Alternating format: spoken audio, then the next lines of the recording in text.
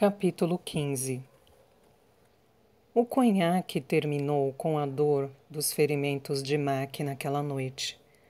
Mas, na manhã seguinte, ele acordou em agonia.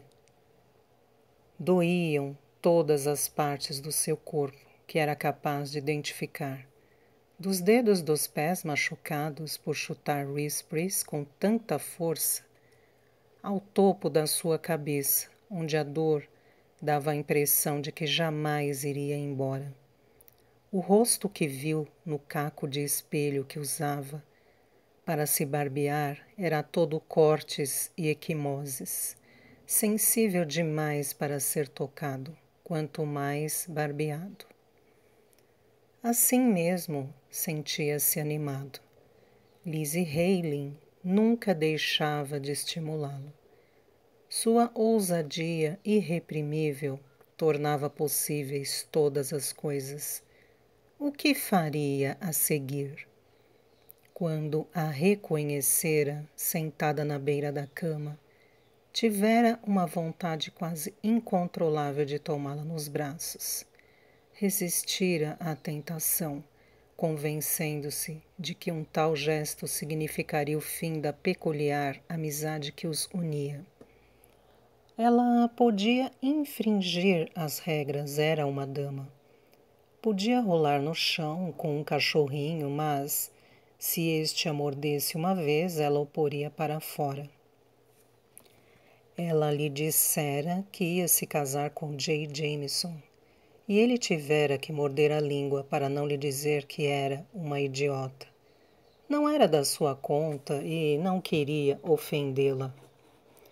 Bridget, a mulher de Dermot, preparou um desjejum de mingau salgado e Mac tomou o seu com as crianças.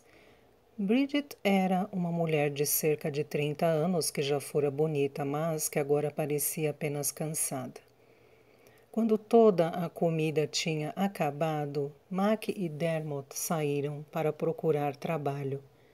"Tragam algum dinheiro para casa", gritou Bridget quando saíram. Não foi um dia de sorte. Eles percorreram os mercados de comida de Londres, oferecendo-se como carregadores das cestas de peixe fresco, barris de vinho e os quartos sangrentos de carne de que a cidade faminta precisava diariamente. Mas eram muitos homens e pouco trabalho. Ao meio-dia desistiram e foram para o West End tentar as casas de café. Ao final da tarde estavam tão cansados como se tivessem trabalhado o dia inteiro, mas não tinham recebido nada por este cansaço. Quando viraram na Strand, um vulto pequeno saiu de uma viela na disparada, veloz como um coelho, e esbarrou em Dermot. Era uma garota de cerca de 13 anos, esfarrapada, magra e amedrontada. Dermot produziu um barulho como um balão perfurado. A menina guinchou de medo, cambaleou e recuperou o equilíbrio. Atrás dela apareceu um rapaz vigoroso, vestindo roupas caras, mas amarfanhadas. Estava prestes a agarrá-la, uma questão de centímetros, quando ela bateu em Dermot e voltou, mas conseguiu se esquivar e continuou correndo. Aí escorregou e caiu e ele se lançou sobre ela. A menina gritou, aterrorizada. O homem estava louco de raiva. Levantou seu corpinho e socou-lhe o lado da cabeça. Derrubou-a de novo e aí chutou-lhe o peito franzino com o pé calçado de bota.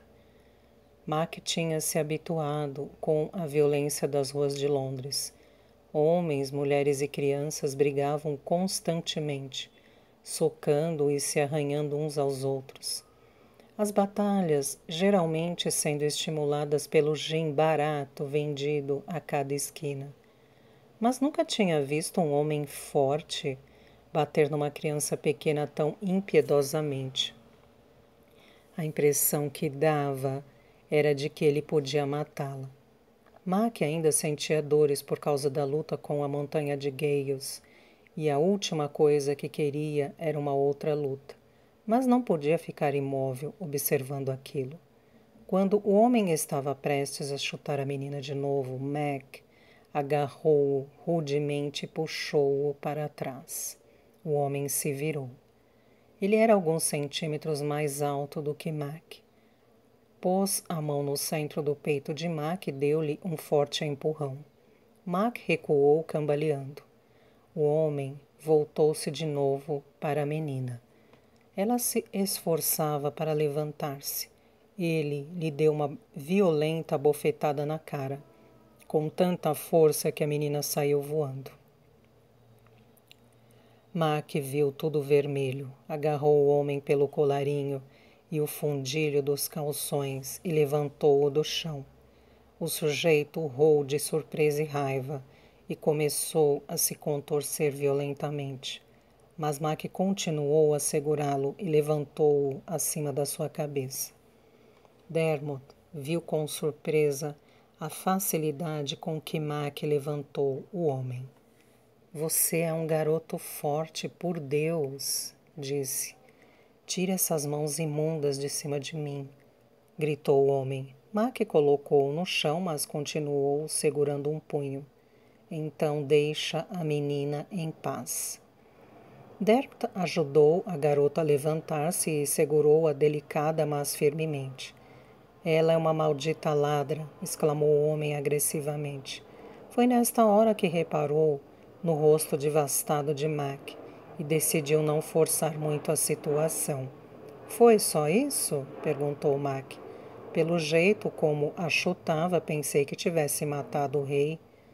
O que é que você tem com o que ela fez? O homem estava se acalmando e recuperando o fôlego. Mac soltou-o.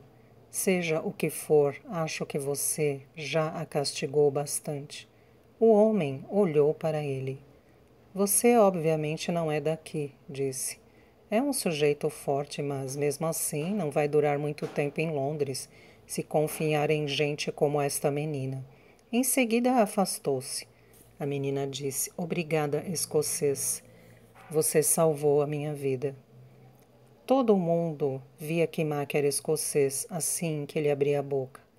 Não sabia que falava com sotaque até que chegara a Londres. Em Hugh, todo mundo falava igual. Até mesmo os Jameson tinham uma versão suavizada do dialeto escocês. Aqui era como um rótulo. Mac examinou a garota. Tinha cabelos escuros, cortados de qualquer maneira, e um rosto bonito que já começava a ficar inchado, com as equimoses oriundas da surra. Seu corpo era de menina, mas havia uma expressão madura nos seus olhos. Fitou-o, assustada, evidentemente perguntando-se o que ele ia querer dela. Você está bem? Perguntou Mac. Está doendo, disse ela com a mão do lado do corpo. Queria que você tivesse matado aquele maldito sujeito. O que foi que você lhe fez? Tentei roubá-lo enquanto ele estava com Cora, mas ele percebeu. Mac fez que sim. Tinha ouvido falar que às vezes as prostitutas tinham cúmplices que roubavam seus clientes. Você gostaria de beber alguma coisa? Mac nunca ouvira ninguém falar daquele jeito, muito menos uma garotinha. Não sabia se deveria se sentir chocado ou achar graça. Do outro lado da rua ficava The Beer, a taverna onde Mac derrubara Bermondsey Grandalhão e ganhara 1 libra de um anão. Atravessaram e entraram na taverna. Mac comprou 3 canecos de cerveja e foram beber num canto.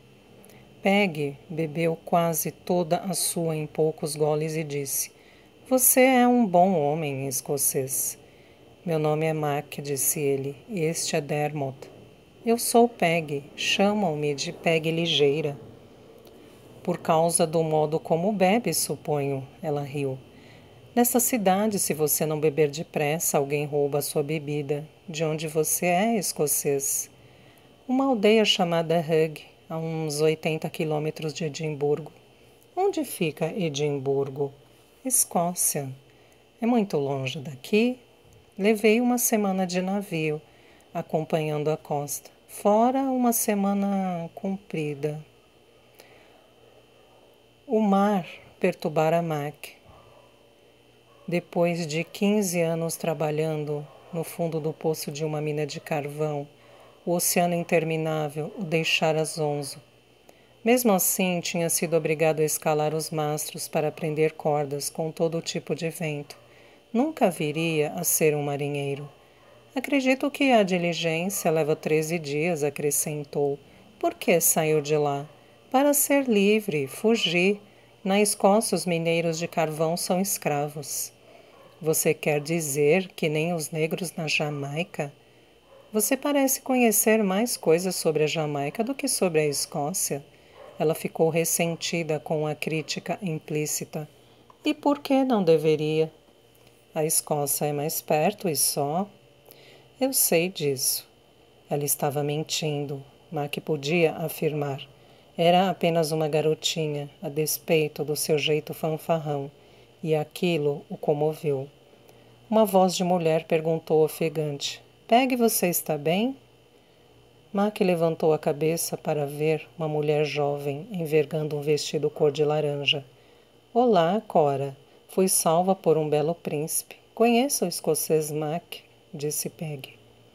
Cora sorriu para Mac e disse: Muito obrigada por ajudar, Peg. Espero que você não tenha conseguido esses machucados aí para salvá-la. Mac sacudiu a cabeça. Não, isto foi outro brutamontes. Deixa eu pagar-lhe um copo de gin. Mac estava prestes a recusar. Ele preferia cerveja, mas Dermot antecipou-se. Muita gentileza sua. Nós ficamos gratos. Mac olhou para ela enquanto se dirigia ao bar. Devia ter cerca de 20 anos de idade, com um rosto angelical e uma pujante cabeleira ruiva. Era chocante pensar que alguém tão jovem e bonita fosse uma prostituta. Ele perguntou a Peg: Então ela transou com aquele sujeito que perseguiu você, não foi? Geralmente ela não tem que ir até o fim, disse Peg, conhecedora do assunto. Geralmente deixa o cara num beco e os calções para baixo. Enquanto você foge correndo com a bolsa dele, disse Dermot. E eu? Saí dessa, sou dama de companhia da rainha Charlotte. Cora sentou-se ao lado de Mac. Usava um perfume forte e intenso, em que dava para perceber sândalo e canela. O que você está fazendo em Londres, escocês? Ele a encarou. Ela era muito atraente. Procurando trabalho. Encontrou? Não. Ela sacudiu a cabeça. Esse inverno frio como a morte e o preço do pão ninguém aguenta. Há um número muito grande de homens na sua situação. Peg intrometeu-se. Foi isto que fez meu pai virar ladrão 2 anos atrás. Só que ele não tinha jeito. Mac desviou relutantemente o olhar de Cora para Peg. O que aconteceu a ele? Dançou com o pescoço enfiado no colar do xerife. O quê? Dermot explicou.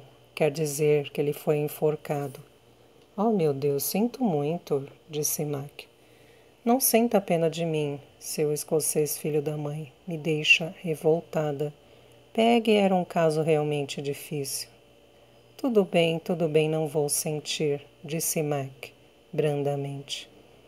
Se você quer trabalhar, sei de alguém que está procurando carregadores de carvão para descarregar navios. O trabalho é tão pesado que só homens muito jovens podem fazê-lo. E preferem gente de fora, porque não são tão rápidos para reclamar, disse Cora. Farei qualquer coisa, disse Mac pensando em Esther. As turmas de carregadores são todas chefiadas pelos taverneiros de Wapping. Conheço um deles, Sidney Lennox, da Sun. É um bom homem? Cora e Peg riram.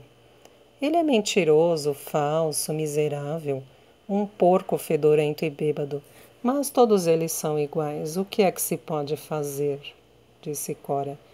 Você nos levará a Sun? Você é quem está pedindo, disse Cora. Uma névoa quente de suor e poeira de carvão enchia o porão abafado do navio de madeira. Mac estava em cima de um monte de carvão com uma pá de lâmina larga, trabalhando em ritmo constante. A tarefa era brutalmente dura, seus braços doíam e ele estava banhado de suor, mas se sentia bem. Era jovem e forte, estava ganhando um bom dinheiro e não era escravo de ninguém. Fazia parte de uma turma de 16, todos debruçados sobre suas pás, resmungando, praguejando e contando piadas. A maioria era de musculosos rapazes irlandeses do campo. Aquele trabalho era árduo demais para homens nascidos na cidade. Dermot, com 30 anos, era o mais velho da turma. Parecia que ele não era capaz de escapar do carvão, mas era o que fazia o mundo girar. Enquanto trabalhava, Mac pensava sobre o destino daquele carvão. Todas as salas de estar de Londres seriam aquecidas, todos os milhares de fogos nas cozinhas, fornos de padarias e as destilarias. A cidade tinha um apetite por carvão que nunca era satisfeito. Era uma tarde de sábado e a turma tinha quase descarregado todo o navio, o Black Swan, de Newcastle. Para Mac era um prazer calcular quanto lhe pagariam de noite. Aquele era o segundo navio que descarregavam naquela semana. E a turma recebia 16 pence, um penny por homem, por cada vintena, ou seja, 20 sacos de carvão. Um homem forte com uma pá grande era capaz de tirar um saco em 2 minutos. Pelas suas contas, cada homem tinha ganhado um bruto de 6 libras. Havia, contudo, as deduções. Sidney Lennox, o intermediário ou empreiteiro, enviava vastas quantidades de cerveja e gin a bordo para os homens. Tinham que beber muito para repor os galões de líquido que perdiam suando. Mas Lennox lhes dava mais do que o necessário e a maioria dos homens bebia, inclusive o gin. Em consequência, havia geralmente pelo menos um acidente por dia, antes de o trabalho terminar, e a bebida tinha que ser paga. Assim, Mac não tinha muita certeza de quanto iria receber quando entrasse na fila dos salários na The Sun naquela noite. No entanto, mesmo que a metade do dinheiro fosse perdida em deduções, uma estimativa certamente muito alta, o remanescente ainda seria o dobro que um mineiro de carvão ganharia por uma semana de 6 dias. E naquele ritmo poderia mandar buscar Esther em algumas semanas. Aí, então, ele e sua irmã gêmea seriam livres da escravidão. O coração de Mac bateu mais forte ante esta perspectiva. Escrevera para Esther assim que se instalara na casa de Dermot, e ela respondera. Sua fuga era o grande assunto no vale, disse ela. Alguns dos jovens escavadores estavam tentando fazer uma petição ao parlamento inglês, protestando contra a escravidão nas minas. E Anne se casara com Jim Lee. Mac sentiu uma pontada de tristeza por causa de Anne. Nunca mais rolaria na relva com ela. Mas Jimmy era um bom homem. Talvez a petição fosse o início de uma mudança. Talvez os filhos de Jimmy e Anne viessem a ser livres. O resto do carvão enfiado em sacos foi empilhado em uma barcaça que seguiria para a terra firme acionada a remos. No cais ficaria armazenado em um pátio especial. Mac endireitou as costas doídas e apoiou a pá no ombro. Lá em cima, no convés, o ar frio o atingiu com violência e Mac vestiu a camisa e a capa de pele que Lizzie Hailing tinha lhe dado. Os carregadores de carvão iam para o cais com as últimas sacas e depois andavam até a taverna para receber os salários. The Sun era uma taverna rústica, frequentada por marinheiros e estivadores. Seu piso de terra era lamacento, os bancos e as mesas Eram escalavrados e cheios de manchas, e o fogo fumacento gerava pouco calor. O proprietário, Sidney Lennox, era um jogador e sempre havia um jogo de algum tipo sendo disputado.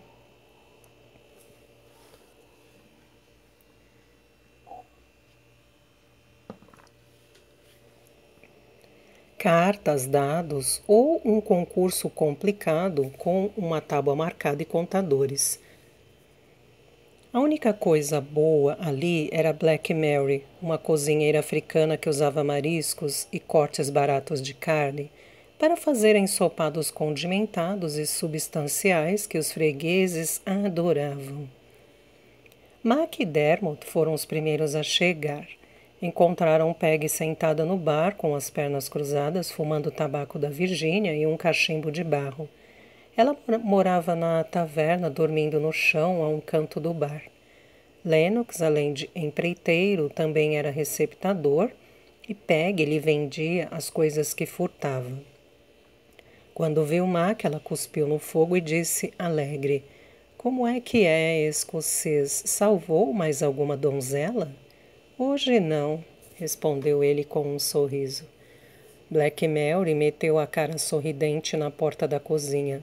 "Sopa de rabada, rapazes." O sotaque dela era dos Países Baixos. Dizia que tinha sido escrava de um capitão de navio holandês. "Só uns 2 barris para mim, por favor", replicou Mac. Ela sorriu. "Com fome, hein? Trabalhou muito?" "Só fazendo um pouco de exercício para despertar o apetite", disse Dermot. Mac não tinha dinheiro para pagar a comida, mas Lennox dava crédito a todos os carregadores de carvão, depois descontava dos salários. Depois daquela noite, decidiu Mac, ele pagaria tudo à vista em dinheiro. Não queria contrair dívidas. Sentou-se ao lado de Peg. "Como vão os negócios?" perguntou jocosamente. Ela levou a pergunta a sério. "Eu e Cora derrubamos um velho rico esta tarde, de modo que tiramos a noite de folga." Mac achava esquisito ser amigo de uma ladra. Sabia o que a levava a fazer isso. Não tinha alternativa a não ser a inanição. Mesmo assim, havia alguma coisa nele, um resíduo das atitudes de sua mãe, que o fazia desaprovar isso. Peg era pequena e frágil, muito magra e com belos olhos azuis, mas tinha o ar calejado de uma criminosa empedernida, e era assim que as pessoas a tratavam. Mac suspeitava que seu exterior durão era uma defesa. Sob a superfície, que provavelmente havia, era apenas uma menina assustada, sem ninguém no mundo que cuidasse dela. Black Mary trouxe a sopa com umas ostras flutuando, uma tora de pão e um canecão de cerveja preta, e ele se atirou na comida como um lobo. Os outros carregadores de carvão foram aparecendo. Não havia sinal de Lennox, o que não era comum. Normalmente ele estava jogando cartas ou dados com seus fregueses. Mac gostaria que ele se apressasse. Estava impaciente para saber quanto dinheiro ganhara naquela semana. Supôs que Lennox estivesse fazendo os homens esperar pelos salários para que pudessem gastar mais no bar. Cora apareceu mais ou menos após 1 hora. Sua aparência era tão atraente quanto sempre, vestindo um traje cor de mostarda com enfeites pretos. Todos os homens a cumprimentaram, mas para surpresa de Mac, ela foi se sentar com ele. "Soube que você teve uma tarde lucrativa", comentou. "Dinheiro fácil", disse ela. "Um homem com idade suficiente para não cair neste tipo de golpe." "É melhor me contar como faz isso, para eu não cair vítima de alguém como você." Ela lhe dirigiu um olhar insinuante. "Você nunca terá que pagar para ter uma garota, Mac. Posso lhe garantir isso." "Conte-me, assim mesmo. Estou curioso." "O modo mais simples é escolher um bêbado rico, fazer com que ele fique amoroso, levá-lo para um beco escuro e depois fugir com o dinheiro dele." "Foi isso que você fez hoje?" "Não, foi melhor. Achamos uma casa vazia e dei uma gorjeta para o caseiro. Desempenhei o papel de uma dona de casa entediada.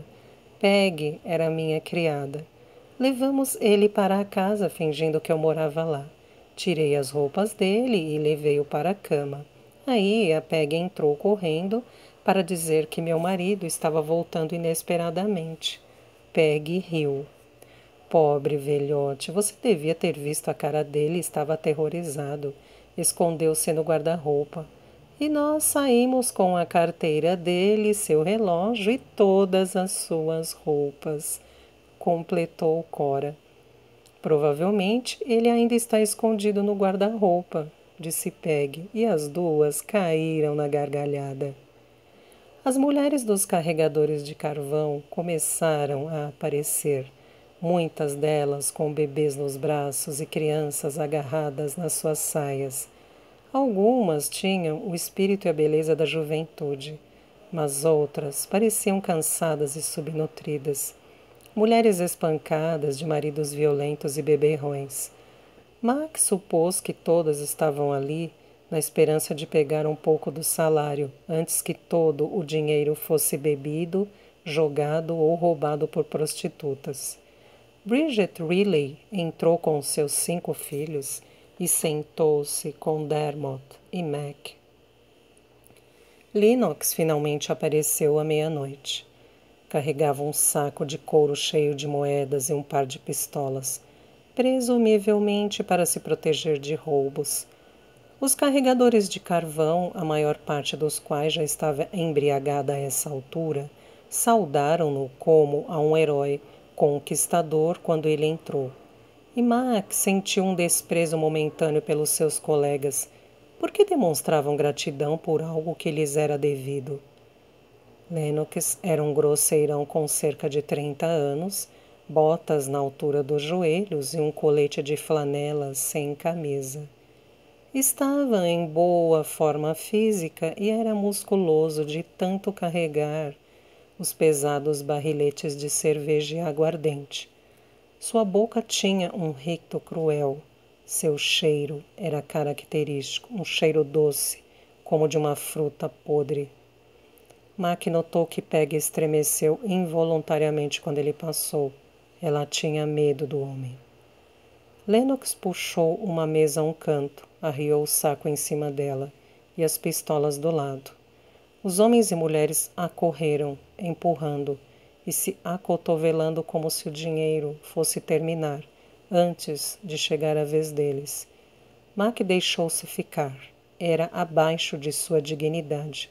Correr por um salário que tinha feito por merecer. Ele ouviu a voz rouca de Lennox elevar-se acima da algazarra. Cada homem fez jus a 1,11 libras esta semana, antes das contas do bar. Mac ficou sem saber se ouvira direito.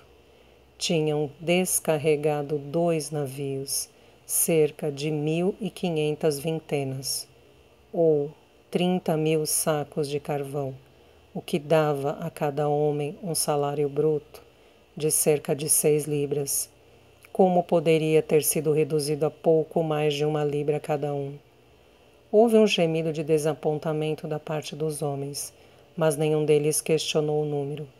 Quando Lennox começou a contar os pagamentos individuais, Mac disse: "Espere um minuto. Como foi que você chegou a esse número?" Lennox levantou os olhos, furioso. "Vocês descarregaram 1.445 vintenas, o que dá a cada um 6 libras e 5 pence brutos, deduzindo 15 shillings por dia pela bebida." "O quê?" interrompeu Mac. 15 shillings por dia? Isso é 3/4 do salário. Dermot Riley resmungou sua concordância. "Um maldito roubo, isto é que é." Ele não falou muito alto, mas houve murmúrios de aprovação vindos dos outros homens e mulheres. "Minha comissão é 16 pence por homem por navio", continuou Lennox. "Há mais 16 pence para a gorjeta do capitão, 6 pence por dia pelo aluguel de uma pá." "Aluguel de uma pá?" explodiu Mac. Você é novo aqui e não conhece as regras, Makesh, exclamou Lennox, irritado. Se não calar a maldita boca e me deixar continuar com isto aqui, ninguém será pago. Mac sentiu-se ultrajado, mas a razão lhe disse que Lennox não inventara aquele sistema agora. Obviamente tratava-se de coisa antiga e os homens deviam ter aceito. Peg pegou na sua manga e puxou. Não cria caso, Job. Lennox dará um jeito de prejudicar você. Mac deu de ombros e ficou quieto. Seu protesto, contudo, sensibilizou os outros, e Dermot Riley levantou sua voz. Não bebi 15 shillings de cerveja por dia, disse. A esposa dele acrescentou, com toda a certeza que não bebeu. Nem eu, disse outro homem. Quem conseguiria beber tanto? Um homem explode com essa quantidade de cerveja. Os homens riram. Lennox replicou furioso. Isto é, quando despachei para dentro do navio para vocês. Acha que eu posso manter um registro do que cada homem bebe todo dia? Neste caso, você é o único taverneiro de Londres que não consegue, disse Mac e os homens riram. Lennox ficou furioso com a zombaria de Mac e a risada dos outros homens. Com uma expressão ameaçadora, ele disse: o sistema é esse. Você paga 15 shillings de bebida, quer consuma ou não. Mac aproximou-se da mesa. Bem, eu também tenho um sistema, disse. Não pago pela bebida que não encomendei e que não bebi. Você pode não ter mantido um registro, mas eu mantive. E posso dizer exatamente o quanto lhe devo. Eu também, disse outro homem. Era Charlie Smith, um negro nascido na Inglaterra e com sotaque de Newcastle.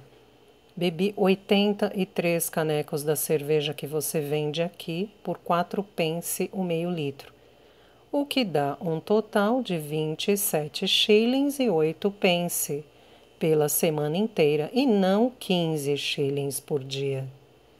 Você tem sorte de estar recebendo alguma coisa, seu negro canalha. Você devia ser escravo e estar a ferros, disse Lennox. O rosto de Charlie sombreou-se. Eu sou inglês e cristão, e sou melhor do que você porque sou honesto, disse ele, controlando sua fúria.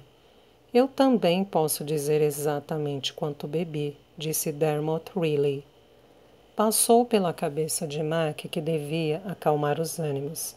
Tentou pensar em algo conciliatório para dizer, mas aí viu Bridget Riley e seus filhos famintos, e a indignação levou a melhor. Disse para Lennox, você não deixará essa mesa enquanto não pagar o que deve. Os olhos de Lennox desviaram-se para suas pistolas. Com um movimento rápido, Mac jogou as armas no chão. Você também não vai escapar atirando em mim, seu maldito ladrão, disse furioso. Lennox lembrava um mastim acuado. Mac perguntou-se se não teria ido longe demais. Talvez devesse ter deixado espaço para salvar as aparências, não se comprometendo tanto. Mas era tarde demais. Lennox tinha de recuar. Fizera com que os carregadores se embriagassem e eles o matariam a menos que lhes pagasse. Ele sentou-se direito na cadeira, semicerrou os olhos, dirigiu a Mac um olhar de puro ódio e disse, você vai pagar por isso, Makesh. Juro por Deus que vai. Mac tentou contemporizar. Ora, vamos, Lennox, os homens só estão pedindo que você lhes pague o que é devido. Lennox não mudou de opinião, mas cedeu. Com a cara fechada, começou a contar o dinheiro. Pagou primeiro a Charlie Smith, depois a Dermot Riley, e em seguida a Mac, aceitando a palavra deles pela quantidade de bebida que tinham consumido. Mac afastou-se da mesa entusiasmado. Tinha 3 libras e 9 shillings na mão. Se pusesse de lado a metade para Esther, ainda assim continuaria rico.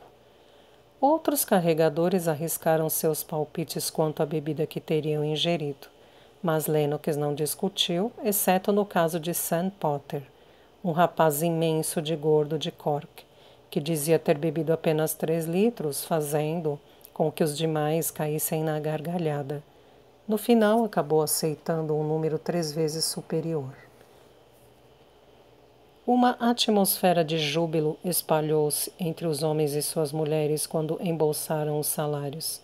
Diversos deles foram até Mac bater nas suas costas, e Bridget Riley deu-lhe um beijo.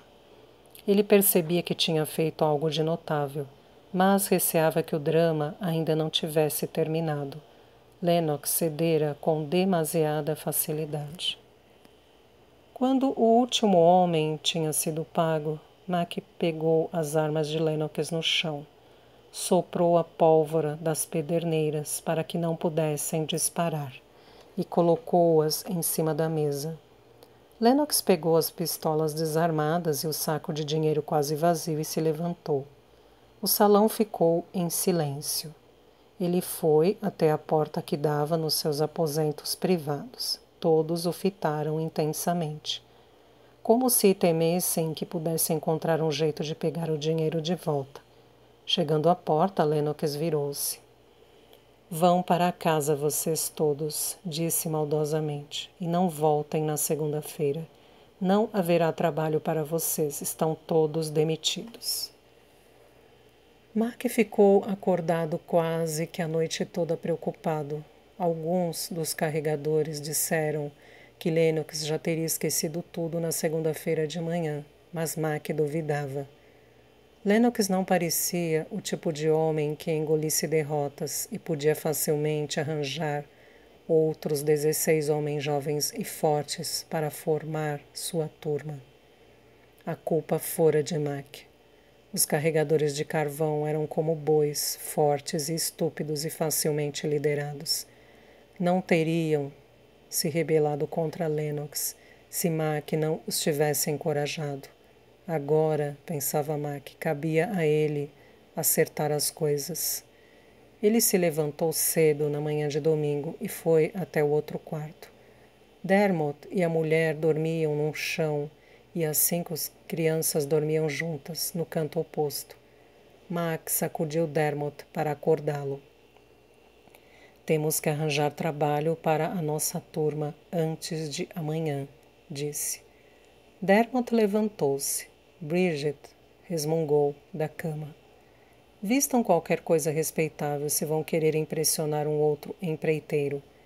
Dermot vestiu um velho colete vermelho e emprestou a Mac o lenço de pescoço de seda azul que comprara para o seu casamento. No caminho, passaram na casa de Charlie Smith. Charlie trabalhava naquilo há 5 anos e conhecia todo mundo. Ele vestiu seu melhor casaco azul e juntos os 3 seguiram para Wapping.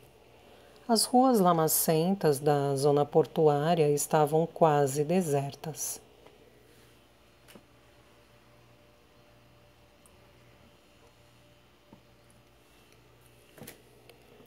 Os sinos das centenas de igrejas de Londres chamavam os devotos para as orações, mas a maioria dos marinheiros, estivadores e trabalhadores nos depósitos aproveitavam seu dia de descanso e estavam em casa. A água marrom do rio Thames amarulhava preguiçosa nos cais desertos, enquanto os ratos passeavam atrevidamente ao longo da parte da praia descoberta pela maré baixa. Todos os empreiteiros que trabalhavam com descarga de carvão eram taverneiros. Os 3 homens foram primeiro a Frying Pan, a uns poucos metros da Sun. Encontraram o dono cozinhando um presunto no quintal. O cheiro fez a boca de Mac encher-se de água. Como é que é, Harry? Cumprimentou Charlie alegremente. Ele lhes dirigiu um olhar azedo. O que é que vocês querem, rapazes, se não for cerveja? Trabalho, respondeu Charlie. Você tem um navio para descarregar amanhã? Tenho e também tenho uma turma para descarregá-lo. De qualquer forma, obrigado. Eles foram embora. Dermot disse. O que é que há com ele? Olhou para nós como se fôssemos leprosos. Gin demais ontem à noite, especulou Charlie. Mac receou que fosse algo mais sinistro, mas por ora guardou para si seus pensamentos. Vamos até a King's Head, disse. Diversos carregadores de carvão estavam bebendo cerveja no bar e cumprimentaram Charlie pelo nome.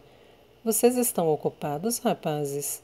Perguntou Charlie. Estamos procurando um navio. O dono da taverna ouviu. Vocês estavam trabalhando para Sidney Lennox na The Sun? Sim, mas ele não precisa de nós na semana que vem, explicou Charlie. Nem eu, disse o taverneiro. Quando saíram, Charlie disse: Vamos tentar Buck Delaney na Swan. Ele chefia 2 ou 3 turmas ao mesmo tempo. A The Swan era uma taverna movimentada com estábulos, um salão de café, um pátio de carvão e diversos bares. Encontraram o dono, um irlandês, em seu quarto particular que dava para o pátio. Delaney tinha sido carregador de carvão na juventude, mesmo que agora usasse uma peruca e uma gravata de renda para comer o seu desjejum de café e carne fria. Deixem que eu lhes dê uma dica, meus rapazes, disse ele. Todo empreiteiro de carvão de Londres soube do que aconteceu na Sun ontem à noite. Ninguém empregará vocês. Sidney Lennox providenciou isso. O coração de Mac sofreu um aperto. Ele vinha temendo algo assim. Se eu fosse vocês, prosseguiu Delaney, tomaria um navio e ficaria fora da cidade 1 ano ou 2. Na volta tudo estaria esquecido. Dermot ficou furioso. Quer dizer então que os carregadores sempre serão roubados por vocês empreiteiros? Se Delaney ofendeu-se, não deu mostra. Olhe à sua volta, meu rapaz. Disse em tom ameno, indicando, com um gesto vago, o serviço de café em prata, o quarto atapetado e o movimento dos negócios, que pagavam por tudo aquilo. Eu não consegui isto que você está vendo sendo justo com as pessoas. O que nos impede de ir procurar os capitães nós mesmos e contratarmos a descarga dos navios? Perguntou Mac. Tudo, respondeu Delaney. De vez em quando aparece um carregador de carvão como você, Macash, com um pouco mais de iniciativa que o resto, e quer dirigir sua própria turma e eliminar o empreiteiro e os pagamentos de bebida e tudo mais. Mas há muita gente ganhando muito dinheiro com este esquema. Ele sacudiu a cabeça. Você não é o primeiro a protestar contra o sistema, Macash, e não será o último. Mac ficou enojado com o cinismo de Delaney, mas sentiu que o homem estava falando a verdade. Foi incapaz de pensar em qualquer outra coisa para dizer ou fazer. Sentindo-se derrotado, dirigiu-se para a porta, seguido por Dermot e Charlie. Aceite meu conselho, Macash, disse Delaney. Faça como eu. Arranje uma pequena taverna e venda bebida para os carregadores de carvão. Pare de tentar ajudá-los e comece a ajudar a si mesmo. Você poderá se sair bem. Tem tudo para isso, posso garantir. Ser como você, disse Mac. Você enriqueceu enganando seus companheiros. Por Cristo, eu não seria como você, nem por um reino. Quando saiu, ele sentiu-se gratificado por ver que o rosto de Delaney finalmente exprimia raiva. Mas sua satisfação não durou mais do que o tempo de fechar a porta. Ganhara uma discussão e perdera tudo mais. Se ao menos tivesse engolido seu orgulho e aceito o sistema de Sidney Lennox, teria trabalhado na manhã do dia seguinte. Agora não tinha nada, e pusera 15 outros homens e suas famílias na mesma situação desesperadora. A perspectiva de trazer Esther para Londres ficava mais distante do que nunca. Cuidara de tudo erradamente. Era um maldito idiota. Os 3 homens sentaram-se em um dos bares e pediram pão e cerveja para seu desjejum. Mac refletiu que ele tinha sido arrogante de olhar com desprezo para os outros carregadores por aceitarem seu destino em silêncio. Na sua cabeça os chamara de bois, mas o boi era ele mesmo. Pensou em Caspar Gordonson, o advogado radical que começara tudo aquilo, dizendo a Mac quais eram seus direitos legais. Se eu pudesse pegar esse tal de Gordonson, pensou Mac, ia lhe mostrar o quanto valem os direitos legais. A lei só valia para aqueles que tinham o poder de fazê-la cumprir, ao que parecia. Mineiros e carregadores de carvão não tinham advogado na corte. Eram tolos em falar de seus direitos. As pessoas espertas ignoravam o certo e o errado e tomavam conta de si, como Cora e Peg e Buck Delaney. Pegou o caneco de cerveja, amassou a mão e imobilizou-se a meio caminho da boca. Caspar Gordonson morava em Londres, claro. Mac podia pegá-lo, podia mostrar a ele o quanto valiam seus direitos legais. Mas talvez pudesse fazer melhor do que isto. Talvez Gordonson viesse a ser o advogado dos carregadores de carvão. Ele era advogado e escrevia constantemente sobre a liberdade inglesa. Devia ajudar. Valia a pena tentar. A carta fatal que Mac recebera de Caspar Gordonson tinha vindo de um endereço na rua Fleet. O Fleet era um córrego imundo que desaguava no Tâmisa, ao pé da colina, onde ficava a Catedral de St. Paul. Gordonson morava numa casa de tijolos de 3 andares, perto de uma grande taverna. Deve ser solteiro, disse Dermot. Como é que você sabe? Indagou Charlie Smith. Janelas sujas, degraus da porta sem polimento. Não tem mulher em casa. Um criado os conduziu para o interior da casa, não demonstrando surpresa quando pediram para ver o Sr. Gordonson. Quando entraram, 2 homens bem vestidos estavam saindo. Prosseguindo numa discussão que envolvia William Pitt, o Lorde do Selo Privado, e o Visconde de Weymouth, um dos secretários de Estado. Não interromperam a discussão, mas um deles cumprimentou Mac, abanando a cabeça com distraída polidez, o que o surpreendeu muito, já que cavalheiros normalmente ignoravam as pessoas das classes baixas. Mac imaginara que a casa de um advogado devia ser um lugar de documentos empoeirados e segredos sussurrados, na qual o maior ruído seria o lento arranhar de penas escrevendo. A casa de Gordonson, contudo, era mais como uma gráfica. Havia jornais e panfletos amarrados em maços no saguão, o ar cheirava a papel cortado e tinta de impressão, e o barulho das máquinas que vinha de baixo sugeria que uma impressora estava sendo operada no porão. O criado entrou numa sala que dava no corredor. Mac perguntou-se se não estaria perdendo seu tempo. Pessoas que escreviam artigos inteligentes em jornais provavelmente não sujavam as mãos, envolvendo-se com trabalhadores braçais. O interesse de Gordonson por liberdade podia ser inteiramente teórico, mas Mac tinha que tentar tudo. Conduzira a sua turma de carregadores de carvão a uma rebelião e agora estavam todos sem trabalho. Ele tinha que fazer alguma coisa. Uma voz alta e estridente veio de dentro. Macash? Nunca ouvi falar. Quem é? Você não sabe? Então pergunte e deixa para lá. Um momento depois, um homem calvo e sem peruca apareceu no portal e deu uma espiada nos 3 carregadores de carvão através das lentes dos seus óculos. Não creio que conheça qualquer um de vocês, disse ele. O que desejam de mim? Foi um início desencorajador, mas Mac não desanimava facilmente e disse, com bom humor, O senhor me deu um péssimo conselho recentemente, mas, a despeito disso, vim em busca de mais. Houve uma pausa e Mac pensou que tivesse ofendido o advogado.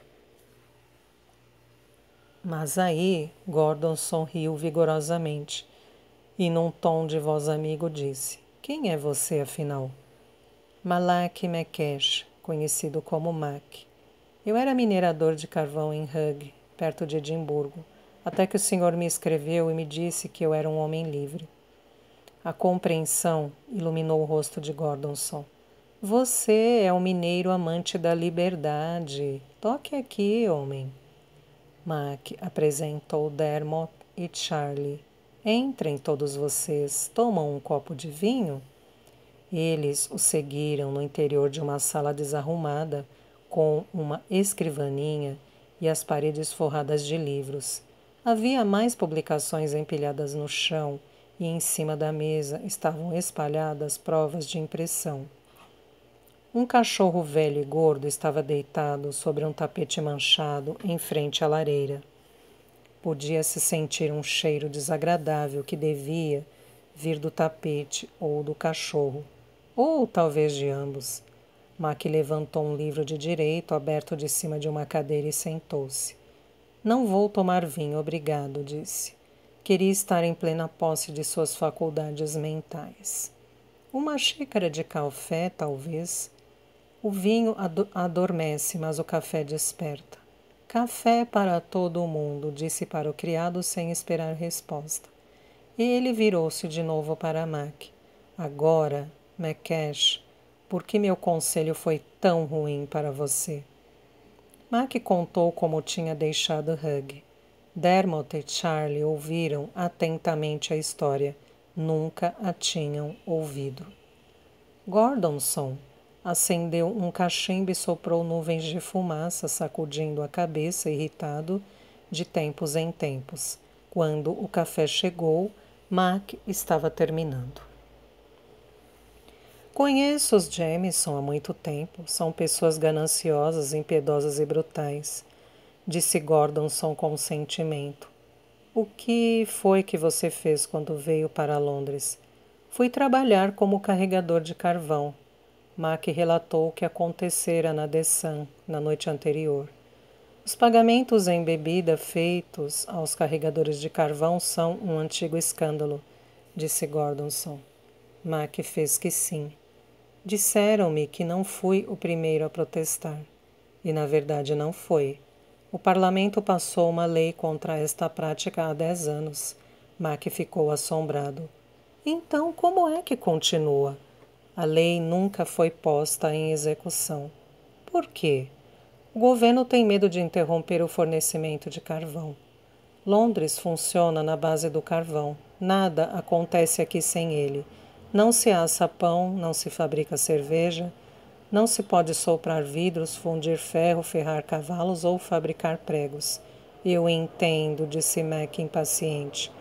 O que eu não devia era ficar surpreso porque a lei nada faz por homens como nós. Não, você está errado quanto a isto, disse Gordonson em tom pedante. A lei não toma decisões, ela não tem vontade própria. É como uma arma, uma ferramenta. Trabalha para quem a pega e usa. Os ricos. Geralmente, concedeu Gordonson, mas pode trabalhar para você. Como? Quis saber Mac ansioso. Suponha que você imagine um método alternativo de formação de turmas para descarregar os navios de carvão. Era isso que Mac estava esperando. Não seria difícil, disse. Os homens poderiam escolher um deles para ser seu intermediário e lidar com os capitães dos navios. O dinheiro seria repartido assim que fosse recebido. Presumo que os carregadores iam preferir trabalhar sob o novo sistema e serem livres para gastar seus salários como bem entendessem. Sim, concordou Mac, contendo seu entusiasmo cada vez maior. Poderiam pagar pela cerveja que bebessem, como qualquer um. Mas Gordonson iria se alinhar. Alinhar ao lado dos carregadores? Se fosse, tudo podia mudar. Charlie Smith disse desanimado. Já foi tentado, não funciona. Charlie trabalhava descarregando carvão há muitos anos, lembrou Mac, e perguntou, por que não funciona? O que acontece é que os empreiteiros subornam os capitães dos navios, para não usar as novas turmas. Depois há encrencas e brigas entre as turmas. E são as turmas novas que são punidas pelas brigas, porque os juízes são, eles próprios, empreiteiros, ou amigos de empreiteiros. E no fim, todos os carregadores de carvão voltam aos velhos costumes. Malditos idiotas, disse Mac. Charlie pareceu ofendido. Suponho que, se fossem mais inteligentes, não seriam carregadores de carvão. Mac percebeu ter sido arrogante, mas se enfurecia ao ver que o homem é o pior inimigo do próprio homem. Eles só precisam ter um pouco mais de determinação e solidariedade, disse. Gordonson acrescentou, há mais do que isso. É uma questão de política. Eu me lembro da última disputa dos carregadores de carvão. Foram derrotados porque não tinham um defensor. Os empreiteiros eram contra eles e eles não tinham quem estivesse do seu lado. E por que deveria ser diferente desta vez? Quis saber Mac. Por causa de John Wilkes? Wilkes era um defensor da liberdade, mas estava exilado. Ele não pode fazer muito por nós em Paris. Ele não está em Paris, já voltou. Aquilo foi uma surpresa. O que é que ele vai fazer? Candidatar-se ao parlamento. Mac podia imaginar como aquilo ia agitar os círculos políticos de Londres, mas ainda não vejo como isso possa nos ajudar. Wilkes ficará com os carregadores de carvão e o governo se alinhará com os empreiteiros. Uma disputa dessas, com os trabalhadores visivelmente com a razão e tendo também a lei ao seu lado, só poderá ajudar Wilkes. Como você sabe o que Wilkes fará? Gordonson sorriu. Sou o cabo eleitoral dele.